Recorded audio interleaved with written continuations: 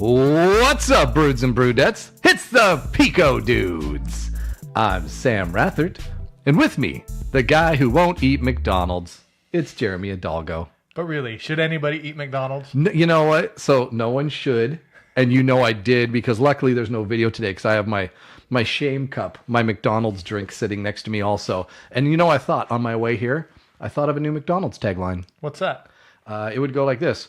McDonald's. Don't tell my wife. Because I would get so much crap if I told her. Oh, you're so lucky she doesn't listen to this podcast anymore. Oh, I know. Someday she'll catch up and I'm going to get, holy heck. Oh, man. Nothing like getting in trouble for something you did 5 months ago. Mm-hmm. Especially when it's McDonald's. Especially when it's McDonald's. So, like, we have the same kind of thing, but with Taco Bell. But the only reason is like Taco Bell's delicious. And so if I eat Taco Bell and don't tell my wife and like didn't get her some, then she's upset. Oh, really? Yeah. Usually we just use Taco Bell if we need to poop. That and Arby's, right? Oh man, Arby's. Arby's is for if you really need to That's poop. the juicy fruit that rolls right through you. Hey, speaking of podcasting rules, the first 15 seconds or maybe a minute, we should tell you what we're going to do today. Mm-hmm. Today is Stingray IPA. Stingray IPA, Coronado Brewing. Not really a double IPA, although we have two different versions of the Stingray IPA. We do. So we have double IPA, and frankly, from the alcohol level of these beers, it probably should be reclassified. 7.9%? Right on the edge. Holy right on cow. the edge. So it's going to be a fun day for us as we try two different versions of the Stingray IPA from Coronado Brewing. Yeah, and so what we did is Sam, he brewed a batch of this, and I brewed a batch of this, and what did you do differently than I did? I followed the recipe exactly.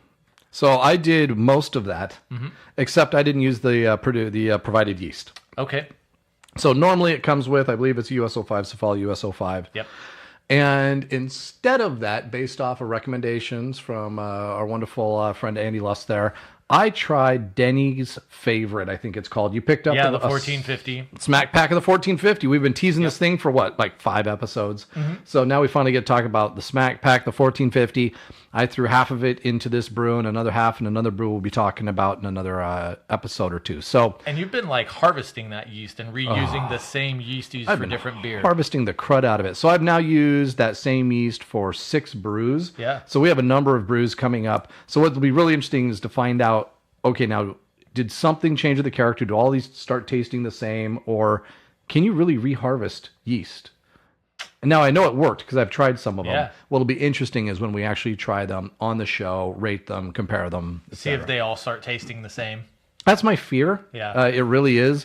But if you pick a really good beer and then reharvest that yeast, you're probably in good shape. Yeah. Well, the other thing too is like I use the 1450 on the Cinder Block Dark Cascadian Ale, and I kind of wonder if, you know, the type of beer that you use the yeast on, like there's probably not one super yeast that just says like I dominate all beers and I own them and make them taste wonderful. Like Denny may disagree. Maybe that is the case. We haven't used it in that many, but I kind of feel like there's got to be like nuances of the yeast that complement the beer flavor and the different styles a little bit better. So hopefully the 1450 is great for a IPA. But I guess we're about to find out, huh? We are. And Coronado Brewing, we're not going to talk a whole lot about them because we've talked about them before. Yeah. Yeah, I think you did in the red to red head-to-head, you did the Mermaid's Red, right? Correct. And so great little brewery out of, I think, your old stomping grounds in Southern California. Sort of.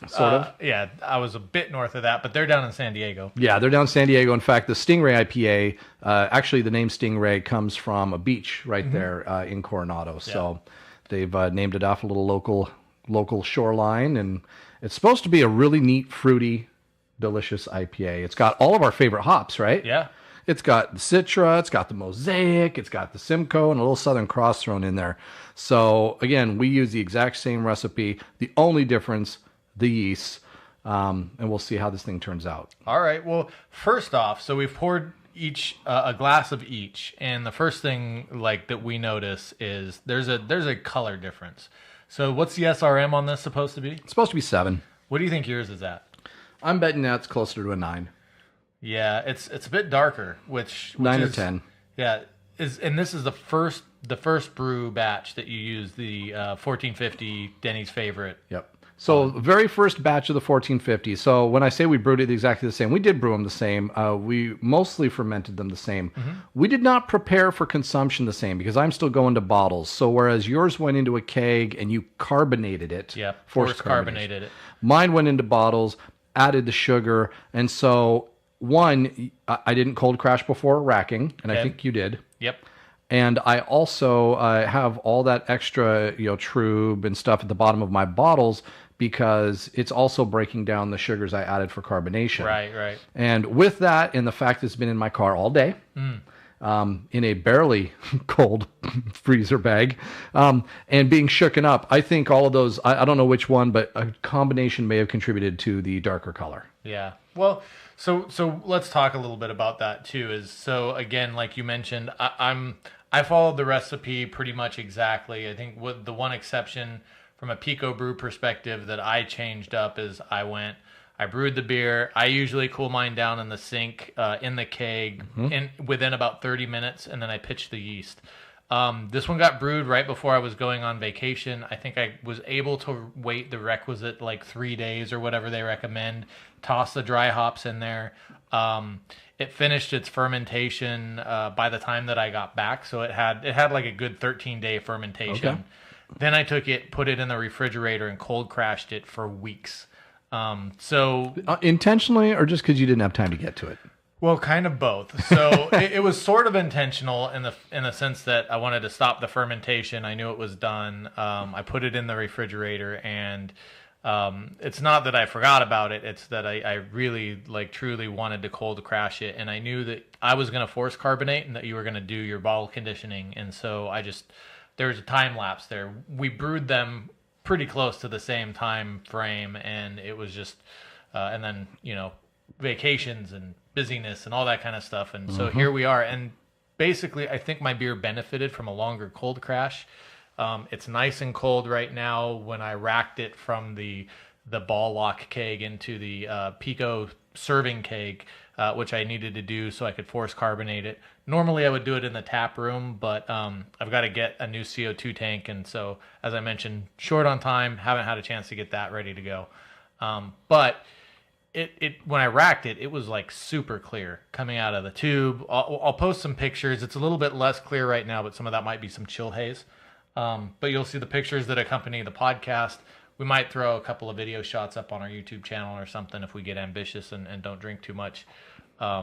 But definitely a lighter body color on mine than yours. So that about covers how the approach I took at it. I think you kind of covered yours, and we all know what IPAs are. So do we want to talk a little bit about what these taste like? Yeah, we start with the smells. This is a beer that won a gold medal at the 2016 U.S. Open Beer Championship. U.S. Open Beer Championship. It didn't come 16 under par and make all the professional golfers look like. No, it doesn't have hands. It would really be difficult. Yeah. Although it could probably still beat me in a game of golf, as I've discovered. Yeah, same here. So let's start with noses on these two. I could beat you in a game of golf. Oh yeah. There's it. Also, the beer could beat me.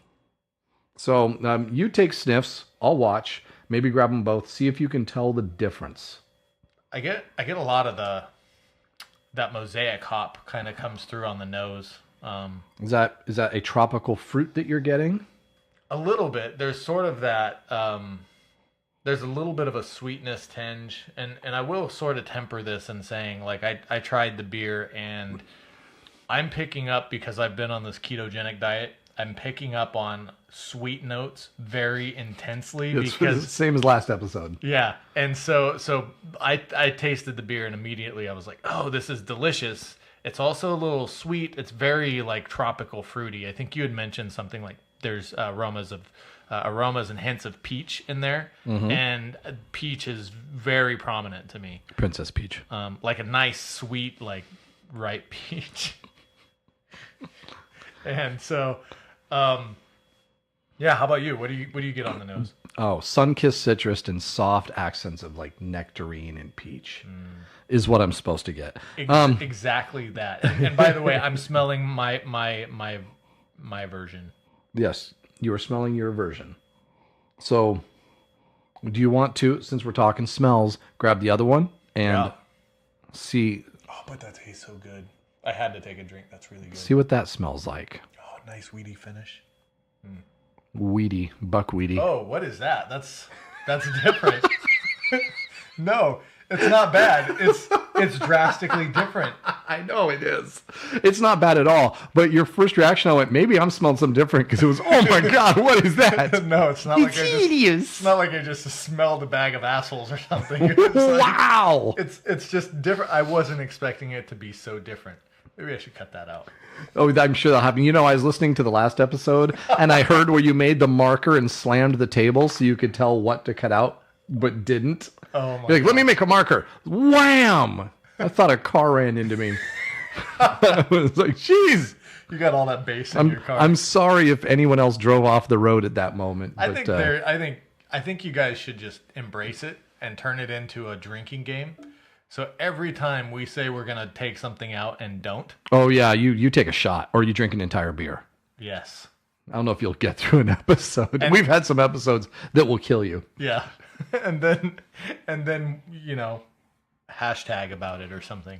So I think we did we did something else different, and I'll tell you about it in a minute, but take another sniff of that and see if you can get any sort of description out of it. So it's a little bit more sour. It would be like, so I'm still getting a little bit of that fruitiness, but it's like an underripe fruit where you get that really sour, like it's not, the sugars haven't had a chance to mature and come out. And then yeah, so I'm going to taste it. Take a taste, and I'll tell you what happened is I did not dry hop this. No dry bagging. No I did dry bag this. That might be the sour. Is that the sour taste? I did dry hop this, but I only dry hopped it for about 4 days. So I am thinking that I need to move to your method where I dry hop for a week plus, because it doesn't pick up as much of that hop aroma. Just to be clear, I didn't take the hops out the entire time it was cold crashing either. So you dry hopped it for a month and a half? Yeah, forever. Like literally I took it out, like I racked it from the ball lock keg into the serving keg on Monday. And that was when the hops came off of it. I would describe this. Yours smells more bright, if bright could be a smell. Yep. This smells darker, almost a mustier version of that. It's still a very good beer. It is. It's a different flavor, but it's a completely different beer. Still very good. Would never identify these as the same recipe. No. Not even close. If someone brought both of these beers to me, I think I would know yours is the IPA. Mine, I barely get a bitter out of. It drinks almost like just an English ale. It's maltier, seems maltier to me. It doesn't have as much. I get the bitter out of it. And the IBUs, I think, they're not huge. They're 48, but I just tried them both. I feel like I get more of it's the less, good bitter. Yeah, it's less aromatic. It's less bright. It's not as floral on the nose and or on the tongue.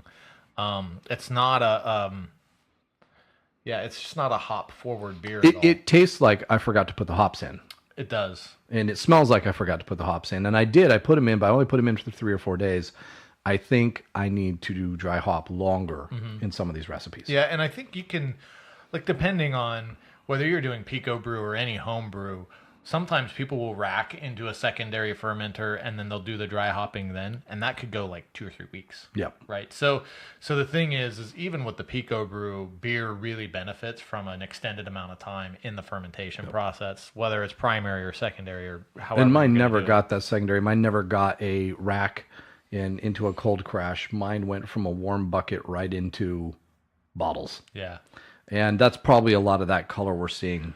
Yeah, I mean, I was going to say it might be a good exercise for you to do like 2 brews and then do it side by side in your fermentation. Yep. You control the process the whole way through, and we could taste it then that and just like see if it really benefits. I mean, otherwise that's essentially what we're doing here. Yeah. Right? But and again, I think that I don't care as much about the appearance, but I still do think in cold crashing, you do get a lot of the stuff that falls out of the beer that can affect the flavor. Sure. And I think that's part of what we're getting.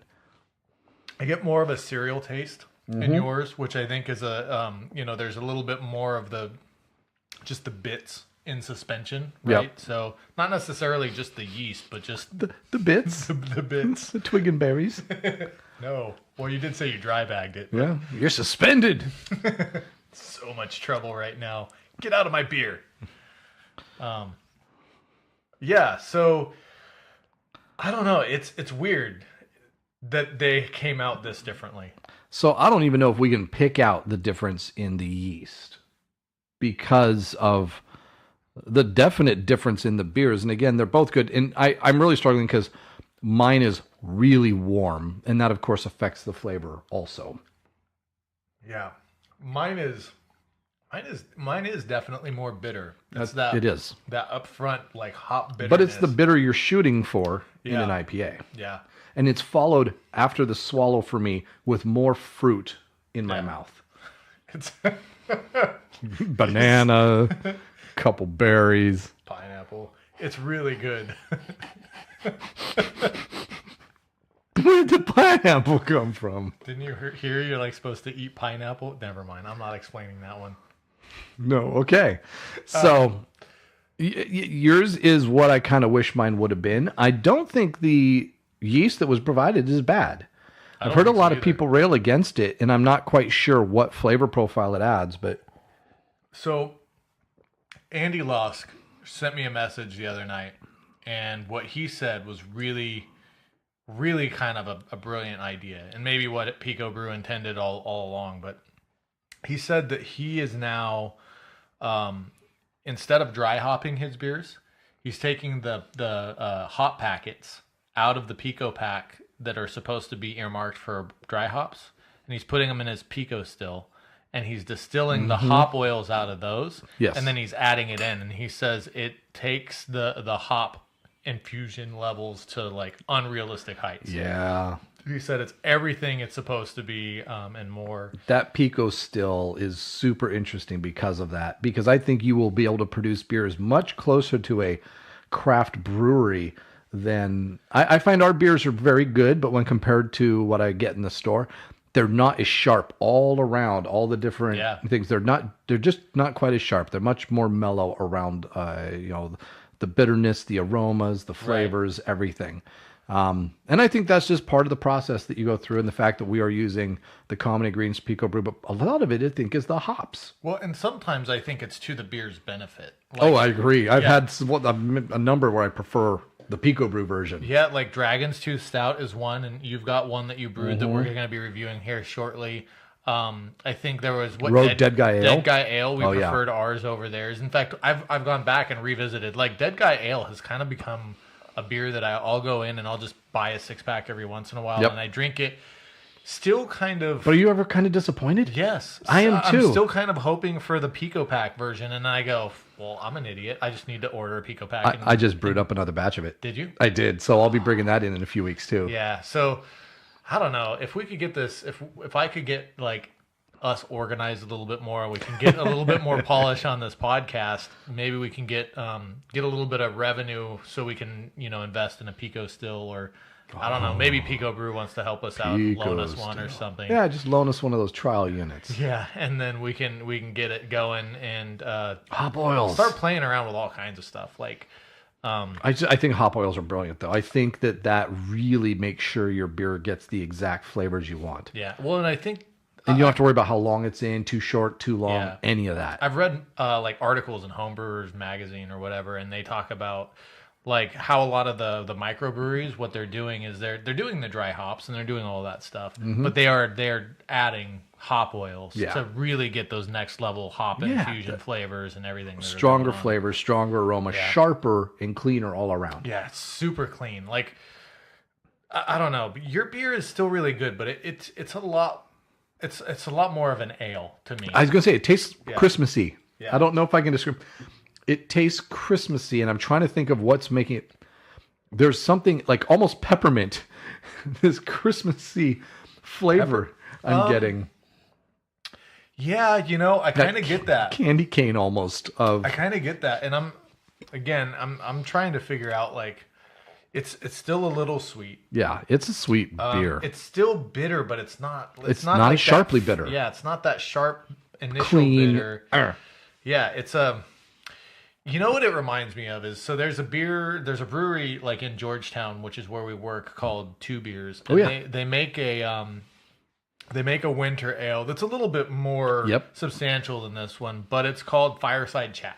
Yes, and it's good. It's really good. I think that's very stout, but that's what this more. That's why I think it's like this is a winter beer. This is like something I want to sit around by the fire and it almost drink. It's a very smooth drinking beer. But it's very like it actually fits well. Like it's still summer here in Seattle, but we've been having like smoke in the air, and it's doing this thing to the ambient light. And then we've had a little bit of mist in the morning, and we're waiting for all this to clear out and get back to our nice summer. But our air is worse than Beijing right now. Is it? Came out in the paper today. Oh my Our God. air is worse than Beijing. That's how bad it is right now. You can't walk outside without getting a headache and start coughing. Jeez. Well, I did come outside. I had parked out in I got one of the good spots, like at work, which is right outside the front door. One of the good spots. But not in our parking garage. Yes. It's like outside. And like I came out I parked with a clean car, came out to a slight layer of ash all over it, and I was just like, man, it's like Mount St. Helens went off again or something. So, I apologize to everyone in California who's like, oh, you think you've got it rough. our whole northern half is on fire. Yes. Talk to Napa about last year. No. So the point I was trying to make though is it feels like fall outside, because it's sort of it just has that feel a little bit to me anyways. And this I'm wondering if it's the yeast that gives me this different. It has a really yummy, but you're right, not IPA, not fruit, passion fruit, mango, nectarine, peach IPA. It's got a really warm, inviting swallow to it. Yeah. I don't know how to say that. That was not correct. Well, it's correct. We're just immature, like 12-year-old boys, and so we want to think that that's something else. But anyways, I like it. I like them both. I like them both, and they're completely different. I can't believe how different they are. Like it's kind of exciting. It's the same PicoPak. You know why it's exciting though? It's like well, why it's exciting is because it shows that even though we're ordering PicoPaks and there's this level of constraint. Yours is so good too. There's this level of constraint that like, you don't have all this customization ability, and all this other stuff that you think can do. that it's all going to be the same, and they have totally just the subtle differences of different yeast, like how and long my temperatures or how, that I've fermented at, and just how long you cold crash, how long you spend dry hopping, and all that kind of stuff.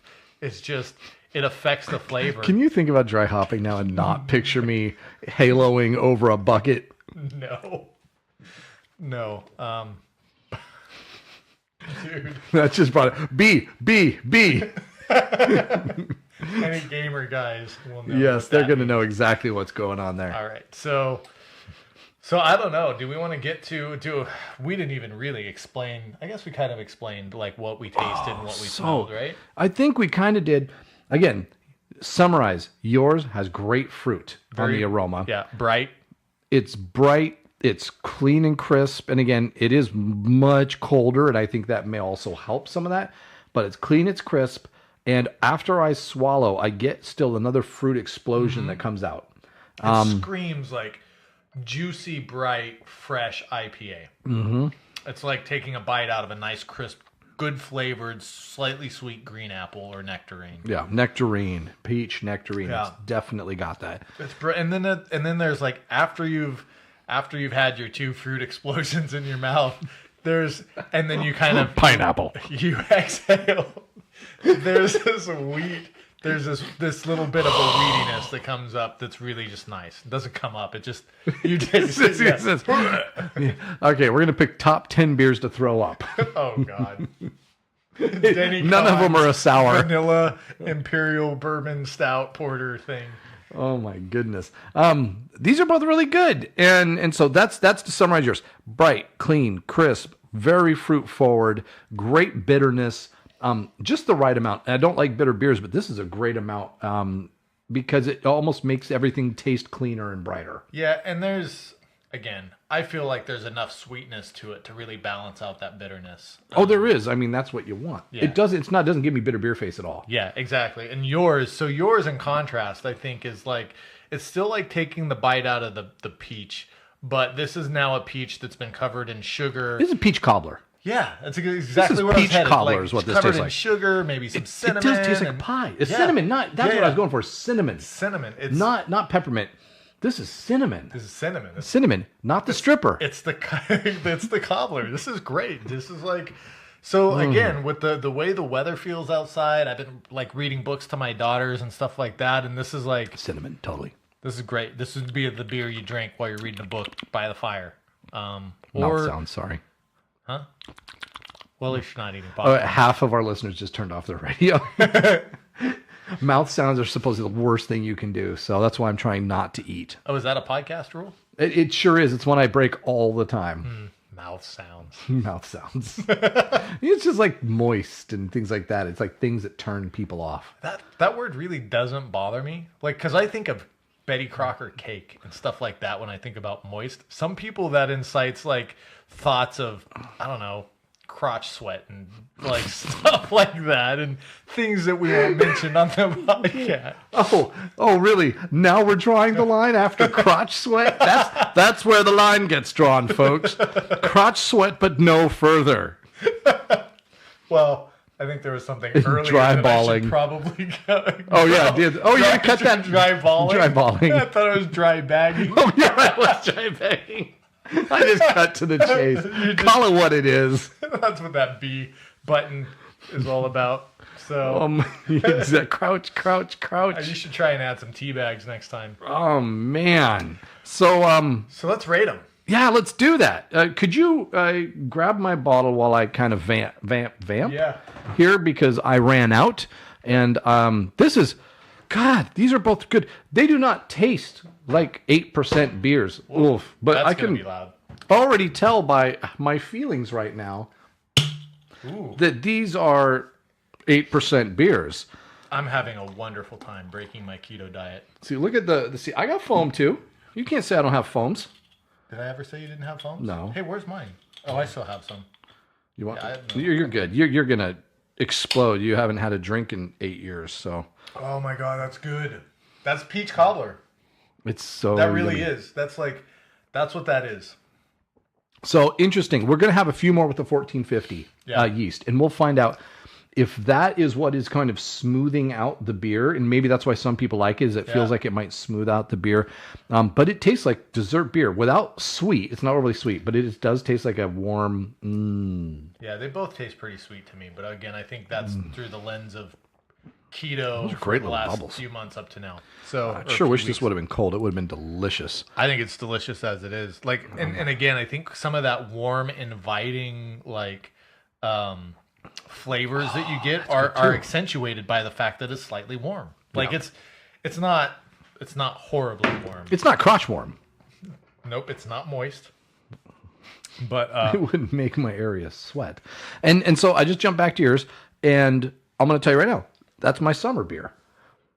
If it's warm out, and if it's, that's just a, that is good. that's I'm a ordering palate this PicoPak cleansing beer again. right there. Are you? Yeah, I kind of want to order it again and try it out. What do you, Well, you mean? again? John, didn't you just do that? I mean, I want to try it the way it's meant to be done with the yeast provided and see if I have a different experience, because I brew pretty consistently. Yeah. The way I brew is pretty consistent. It obviously creates a completely different brew. What I'm actually thinking is I might order another pack, brew it up the same way, and see if it tastes the same. Like, I'm wondering if there's that much variability, like in how it affects the beer. Yep. How consistent would we be from the same pack to the same pack as we brew it? So I have to say, that would be interesting. I've read. I have to say, But who cares? No, Come on. but yeah. To move on. Sounds like work. Same point. I have read a number of people on the Pico Brewers website that are trying to get rid of their Pico Brews. a couple of the ones that I was reading about basically said, hey, I brewed a number of beers. Either they're not turning out good or they all taste the same. And that makes me go, all right, how do we help these people? Because just right now, this is the exact same PicoPak. We have two wildly different beers. If you went in a restaurant and they gave you samplers of these two, you would never guess they are the same beer. And they're both good. They're both good. If I went anywhere and ordered these in a restaurant, I'd be stoked. Yeah, I'd be very happy. I'd order a second one of each of them. Yeah. So we just need to see if we can figure out, and we've talked about doing some stuff, but we have to help some of these people who have bought this and done 3, 4, 5, 6 brews and just been disappointed. It all tastes the same. None of them are very good. We have produced some really excellent beers. Yeah. And I have to say, we've had a lot of clunkers. Yeah. At least I have. Yeah, no, I have too. But we've had some great beers. You cannot just shove everything in a machine, hit a button, and expect it to come out right. That's the big trick, and people are confused. Yeah. They thought that's how it worked. It really isn't the Keurig of No. brewing, because that would imply that you get a finished beer That's consistent. Yeah, when you're done. And the thing is like, this gives you the ability to really hone in and dial in your wort, your brewing process. Everything else after that and all the variables that come into play. This is why we focus so much on fermenting, right? We talk about, I went out and like got a brew bag, and Pico Brew, if you're listening, come out with a fermentation chamber. Do it. Like the Pico Firm is cool, but like It's something the that helps control that a little bit better would be awesome. How easy would that be? They could make a little bag Yeah. that fits the brewing keg perfectly. It'd be great if it had like heating and cooling elements in it somehow. Plug it in. Yeah. And it's just, something. They could invent something. So arguably, like I have the brew bag, which I got from Micro Home That's Brew. not arguably. You actually have it. Well, what I was going to say is it arguably kind of does that, because you can go freeze. Yes, but it's massive. You could put 4 serving kegs in it. I can, which is kind of nice. Like if you just did the 1 serving keg, that would be cool for the 1 serving keg, but then you'd have to go buy a whole bunch of them. So the one, I could put 4 serving kegs in. I can add I can take bottles of water, put them in the freezer overnight, and then add them and keep like a consistent 67 degrees. And that would help. Yeah. That would help immensely with your brewing. Again, depending on the season, depending on where you live and your environment, but getting something from Pico Brew that helps you control that to a greater degree. Control fermentation. I think that's the next great step. Controlling fermentation temperature. I tend to ferment at a warmer temperature than I think you do, because I don't have a brew bag, and I've completely given up on trying to do it in a cooler. And you're not doing the surrounding it in water bath. I did that like twice, and then I said, this is way too much work. So I had in the middle of my office, I had a giant cooler filled with water and brew kegs, and I finally said, no, I don't want this. Yeah. What really happened is I redid my carpets, and I didn't want to set it all up again. Yeah, I can see that. And I want something easy. Pico Brew, give us something that we can just throw our thing in, ziplock the thing, or zip the thing shut, and 2 weeks later I open it and I have my perfect brew. So, I'm sure there's a DIY option out there where There are many. you can like buy the Fish tank heaters in a bathtub. Or as Andy does it, put it in your shower. How do you keep the shower the same temperature all year round? And where do you put your body wash or your soap? Or your naked body when it's dirty. Well, he's dryballing it or whatever. No. Is this a hair? Oh God. Yeah. Oh, that's gross. This one has no. Nope. Andy's beers. Stop. Andy's beers, all like the ones he brought over, Consistently good. phenomenal. Like I want to make like that guy goes to obsessive lengths to make sure that his brews turn out well, and we appreciated it. So, anyways, let's give it a star rating. Yeah. You want to start with yours? I'll start with mine. Hold on, let me drink it before you go first. Oh, on yours? I can't rate my beer first. You got to go first, and then I'll rate your beer first. I'm gonna go. I'm probably gonna have to go Forzies. It's really good. I've had 1 or 2 better IPAs, but this one is different. It's really good. I would brew it again. It is in my, and this is yours, I get that, but this is one where I would say, yes, I will buy that PicoPak and I will probably brew it multiple times. Yep. I was going to say 4.25, but I don't think we do quarters. And I'm not sure if it quite makes 4.5. I could round it to 4.5 because right now I would drink this entire keg. Yeah, I love it. I'm kind of with you. Like, I'm gonna do quarters. I'm gonna go 4.25. I think. Okay, I'm going to do it 2 then. If we're doing quarters, I'm in. Are we doing quarters? Yeah. You have some quarters? Yeah. Let's play quarters. Oh, play quarters? Yeah. I got a whole jar upstairs. Let's do it. Oh wait, we got to finish this first. Yeah. Let's not like run upstairs while people are like. Hey, you guys hold on. We'll be right back in about 5 minutes. Can you even walk up the stairs right now? Probably not. So yeah, I like 4.25 for this. Like 4.5, I feel is going to be one of those ratings that we should reserve. We should be more respectful with. Yeah, for the really like I kind of feel like I'll probably hit 4.5 or better with the Dragon's Tooth Stout if yours turned out, good. So I'm at 4.25. I think I'm at 4 on yours. I was going to say I'm the same place, 4 on mine. Yeah, I think I'm at a 4 on yours. You ask me in winter, I might be different, but right now I'm at a 4 on mine. Yeah, I think a 4 is good. Like dude. Although I'm double checking, and it's even better cool because it's actually had time to cool now. Well, then double check me. Hey, let me finish this. Double check me. Check. Discount double check. Where's Aaron Rodgers when you need to pour beer? I'm not going to go a lot, but I'm just going to let you try a little. Oh, it is colder.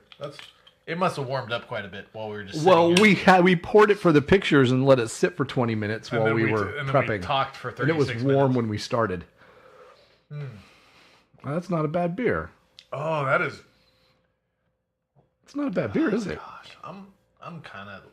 Can I go 4.15? Can I go 4 1/8? 4.125. Let's just leave it at 4.25, or 4. Sorry, leave it at 4. It's also good. We can't, and I'm sorry, we so wanted to be able to say these are exactly the same except for the yeast, and now we can tell which yeast is better. These are such different beers. They don't even taste like they're in the same family. They have 2 different PicoPaks. It tastes like to me. Like it's. And dude, yours is cinnamon. Good. Yes, it's like peach cobbler. It's literally like peach cobbler, and I love it.